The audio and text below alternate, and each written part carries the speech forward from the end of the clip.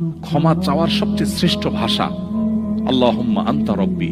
কত মধুময়, কত অর্থবহ, কত ঈমান জাগানিয়া, কত আপনার ঈমানি স্বাদ জাগ্রত করার মতো একটা দোয়া। আল্লাহুম্মা আনতা রব্বি, আল্লাহ আপনি আমার রব, আপনি আমার পালনকর্তা।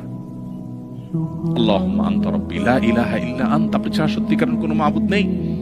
ওয়া আনা আবদুক ওয়া আনা আলা আহদিকা ওয়া ওয়া'দিকা মাস্তাতা'তু, আমি আপনার গোলাম, আপনার সঙ্গে আমার ওয়াদা রক্ষা করার আমি চেষ্টা করি মাস্তাতা'তু, যতটুকু সম্ভব হয়।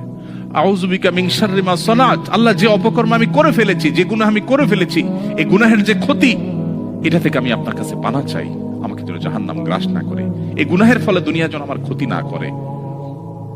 আউযু বিকা মিন শাররি মা সানাত আবুউ লাকা বিনি'মাতিকা আলাই, আল্লাহ আপনি কত নেয়ামত দিয়েছেন আমাকে, কত মানুষ কত কষ্টে আছে, আমাকে কত সুন্দর লাইফ আপনি দিয়েছেন। ওয়া আবুউ লাকা বিযামবি, এত ভালো লাইফ দেওয়ার পরও আমি আপনার নাফরমানি করেছি, সেটাও আমি স্বীকার করি।